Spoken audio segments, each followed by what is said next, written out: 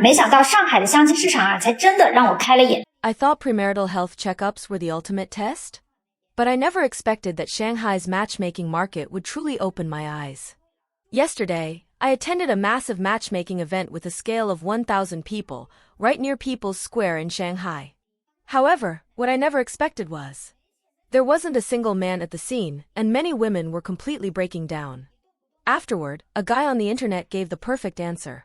He said that these large-scale matchmaking events are just like a table full of leftover dishes. How could there be any good ones left? And the most critical point is, these leftover dishes not only don't taste great, but they are also ridiculously expensive. His statement represents the views of many men. No wonder so many men nowadays have completely given up. Those without money can't afford to marry, and those with money have absolutely no reason to participate in these so-called 1,000-person matchmaking events. Many people believe that women spending men's money is completely justified. But when your money runs out, and after you've invested so much time and energy pursuing her, she simply tells you, we're not suitable. How would you feel? 真的万万没有想到，某地的相亲大会上竟然没有一个男的去。This incident really blew my mind. Recently, I saw a news report about a matchmaking event held in a certain area of Shanghai, attended by 1,000 people. The result was completely unexpected. There was not a single male guest at the scene. All the participants were single women. This situation is incredibly rare. It really makes one sigh with emotion. This world is vast, and all kinds of bizarre things can happen. After seeing this news, like many netizens, I was filled with questions. Why are so many single men willing to stay single rather than attend a matchmaking event? Have they completely given up on marriage? What exactly is causing this? Just when I was racking my brains trying to figure it out, I came across a comment from a netizen that made a lot of sense. He used a restaurant's dishes as a metaphor to vividly explain this phenomenon. He said, if a restaurant has sold most of its dishes, what kind of dishes are left at the end? Obviously, the ones that no one wants to buy. And why are these dishes left uneaten? There are only a few possible reasons. First, the dishes don't look appealing. They simply don't attract customers. Second, they don't taste great, and those who have tried them didn't like them. Third, the dishes have been sitting for too long, they are no longer fresh, and their texture has deteriorated. Fourth, and this is even more crucial, some dishes are clearly leftovers that others have already eaten. Who would want to eat them? Fifth, and perhaps the most unacceptable reason, the dishes aren't particularly good, yet they are absurdly overpriced and simply not worth the cost. Besides this metaphor, some people analyze that modern men are under too much pressure. They are busy making money every day, with neither the time nor the mood for matchmaking. For men with poor financial conditions, attending a matchmaking event is simply asking for humiliation. It's basically setting themselves up for embarrassment. As for wealthy men, they naturally have better options in the dating and marriage market, so why would they settle for the ones that are left? As a result, this strange phenomenon has emerged. Matchmaking events have become female-only, with not a single man willing to attend. What do you think about this? 经常会去参加我们上海本地的一些海归相亲交友的活动。 My best friend is a campus beauty from Shanghai Jiaotong University. In the past 2 years, she has often participated in some overseas returnee matchmaking and dating events in Shanghai, but the results have been very disappointing. Actually, it's the same old reason. She was born in 1990, which means she is already 35 years old this year. As a campus beauty of Shanghai Jiaotong University, could she really remain unmarried just because she is in her 30s? Let me tell you, that is exactly the case. In these overseas returnee matchmaking events in Shanghai, each event consists of 10 men matched with 30 women. Among these women, first of all, they are all dressed very beautifully. Because nowadays, beauty itself is a very cheap and easily obtainable resource. Secondly, in terms of education, even if you graduated with a bachelor's degree from Shanghai Jiaotong University and a master's degree from the United States, there are still many other women whose bachelor's degrees are from places like UCL in the UK, LSE, or prestigious universities in the US. These young women who studied abroad are particularly popular at these events. Do you know why? Because men are not stupid. They all know that for a girl to study for a bachelor's degree in the UK or the US, the tuition fees alone would be at least 2 million yuan. This means that this girl's family must not be an ordinary working-class family. So, you will realize that education and beauty are not rare resources in this kind of setting. What is truly scarce? It is actually age. Because age is a non-renewable resource. With each passing year, a person gets older. Just like in many first-tier cities such as Beijing, Shanghai, Guangzhou, and Shenzhen, you will notice that most workers feel their lives are getting worse and worse. Who are the ones whose lives are getting better? It's the landlords who collect rent. Because they control the most scarce and non-renewable resource in these cities, land and real estate. There was once a high-quality man in our company, a rich and handsome guy with an annual salary of 1.5 million yuan. He was born in 1993. He told us personally that he would never marry a woman over 30 years old. He said, "My parents worked so hard doing business in another city just to buy me a newly built apartment worth over 10 million yuan in Shanghai. How could I go and marry an older sister in her 30s? It's totally not worth it. Besides, my parents are waiting for me to give them 2 grandchildren. By the time she gives birth to 2 kids, she might already be 40 years old." Moreover, women over 35 are considered elderly mothers, which poses life-threatening risks. So, there's no way I would ever marry a woman over 30. I know that many women won't like hearing this, but as a woman myself, I can only tell you the reality of the dating and marriage market in first-tier cities. Men are very shrewd, and you shouldn't think that just because you are 23 or 24 years old now, you can afford to not think about these things. So, why did my friend, a campus beauty from Shanghai Jiaotong University, still end up as an older leftover woman? The most important reason is that her study abroad experience was completely wasted. I advised her back then not to go abroad for further studies because she already had a bachelor's degree from Shanghai Jiaotong University. Her current job is in the supply chain department of a Fortune 500 company. But even if she had directly entered the job market with her Jiaotong University bachelor's degree, she could still have landed a similar position. However, she wasted 2 to 3 years of her life studying abroad. If she wanted to travel abroad, broaden her horizons, she could have done that after getting married. There would be plenty of opportunities, like applying for short-term overseas assignments for 6 months. For those with strong undergraduate degrees, if they don't plan to settle abroad, studying overseas is not that beneficial. Many people return from studying abroad only to find that the jobs they get are sometimes even worse than what they could have secured right after getting their undergraduate degree in China. Meanwhile, their age has been delayed, making it easy for them to become older leftover women. 现实的人，并且随着我的年龄越来越大，我会变得更现实，但是我不务实。 I was born in 1990, and I am 35 years old this year, unmarried. As I grow older, I have become more realistic, but not materialistic. I don't require my partner to meet any specific standards.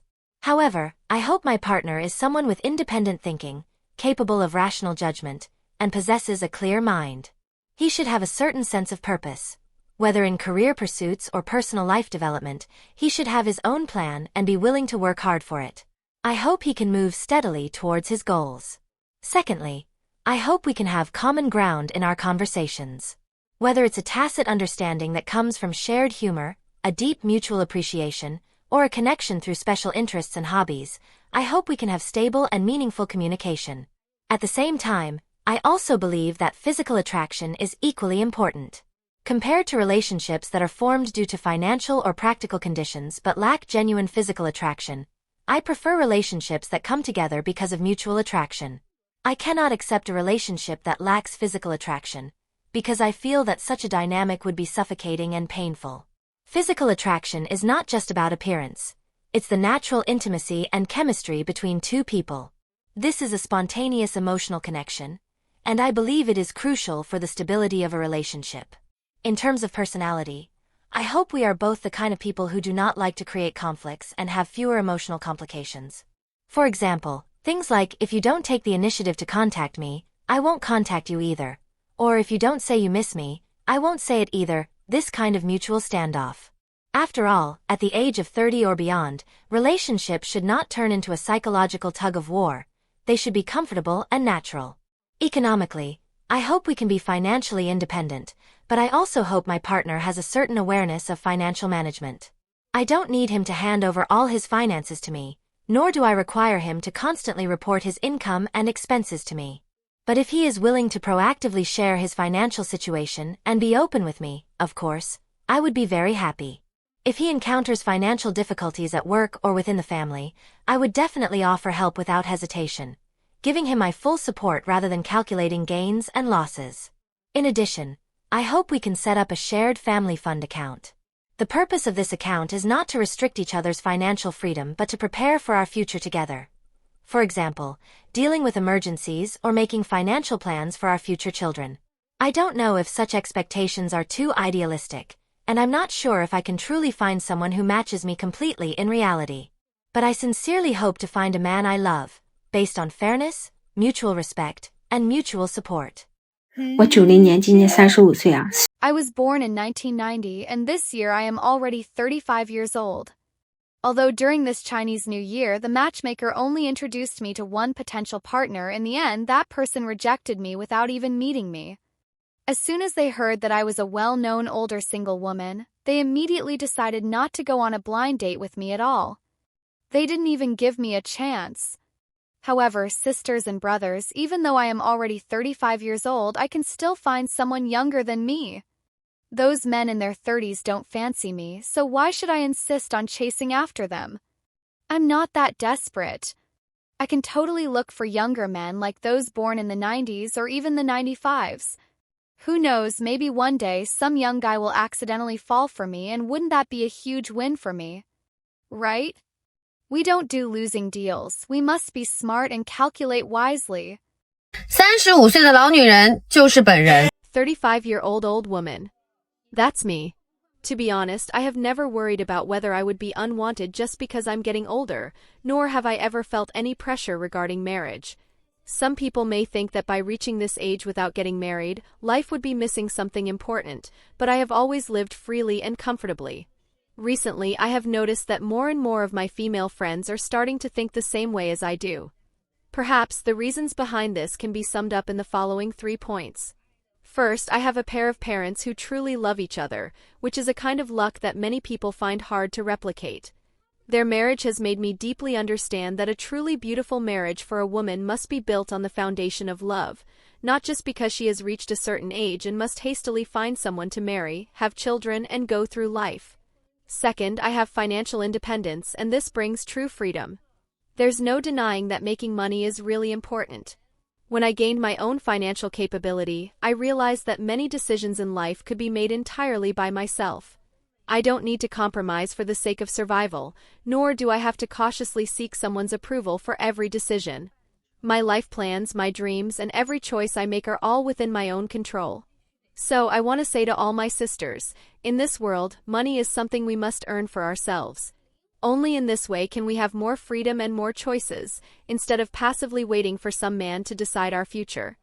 Third, since the material foundation is already in place, spiritual compatibility becomes even more important. I hope that on a leisurely weekend I can go outdoors with my future boyfriend, breathe in the fresh air, and enjoy the beauty of nature, instead of him just wanting to sit at the mahjong table. I hope we can sit down together and truly enjoy a delicious meal, appreciating the sense of ritual in life, rather than just casually ordering takeout and treating it as a mere formality. Of course, I am not saying that my partner must cater to me in everything, but I do hope that we can work hard together toward a shared life goal. If even this cannot be achieved, how could we possibly walk the journey of life together? However, reality is a bit disappointing. Up until now, I have not met a man who can truly meet these 3 points. But I am not in a hurry, nor am I anxious. I want to say to all the sisters who are walking this same path, hold on. Because we have made it this far, we have not compromised because of age, and we have not abandoned our principles because of societal expectations. That man who is running late, although he has not appeared yet, I firmly believe that he will definitely come. 我真的很想找一个人，能够组建一个属于自己的家庭。 I'm already 38 years old this year, and I am still single and unmarried. I can be considered an older woman. I really long to find someone and build a family of my own. I know that my age is already quite advanced, 38 years old, soon stepping into my 40s, undoubtedly a middle-aged woman. I also understand that as I grow older, if I want to have children, I may face greater risks compared to when I was younger. However, I really hope that everyone can be more understanding towards me, rather than repeatedly reminding me of these harsh realities. Those malicious remarks, such as old woman or can't have children, Every time I hear them, they make me feel even worse. They have truly caused severe harm to my mental well-being. Perhaps you say these things casually, but for me, these words are like adding insult to injury. In fact, I have already endured a lot, to the point where I have fallen into depression. So, I beg you, can you please stop using such words to hurt me? Can you just let me be? I am just an ordinary unmarried woman. I haven't done anything wrong, nor have I harmed anyone. So why must I endure so many unnecessary accusations and attacks just because of my marital status? I sincerely ask you, can you give me a little space and stop trying to provoke me in various ways? Is that too much to ask? The reason why older unmarried women are left behind is often due to certain issues in their cognition, personality, or mindset. For these women, even when outsiders see that they have met a suitable marriage partner, they can still find various reasons to refuse or postpone marriage. These reasons may be based on themselves, such as, I am slow to warm up, or I have a fear of marriage. Or they may attribute it to the other party, saying, I don't have feelings for him, he is not proactive enough, or he doesn't meet my expectations, and so on. As a result, they keep delaying and never enter into marriage. On the other hand, truly smart or rational women will not let themselves reach the stage of being an older unmarried woman. They will set a clear deadline for themselves, such as getting married before the age of 28 or 30. Their thinking is simple. If they can't find the perfect partner at the last moment, even if it's just an ordinary security guard around them, they will still choose to marry and have children, ensuring that this major life event is settled. Their way of thinking is pragmatic. They understand that getting married and having children is an important life task, not something that can be postponed indefinitely. Therefore, in their life plans, having children and building a family must be completed before a certain age, and they will never allow themselves to miss the best childbearing years. However, older unmarried women often lack this sense of urgency. When they're 28, they feel that they are still young and in no rush to get married. By the time they reach 35, they still hold on to the mindset of, I've waited this long, I can't just settle for anyone, and they continue to be picky.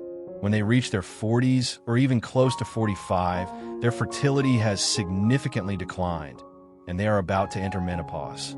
At this point, they finally realize that their choices have become fewer and fewer. By then, they may only be able to look for elderly retirees. This situation is not uncommon in real life. For example, in Shenzhen, if you take a walk around Lianhua Mountain Park, you will find walls full of matchmaking advertisements. Many of them are from women born in the 1970s.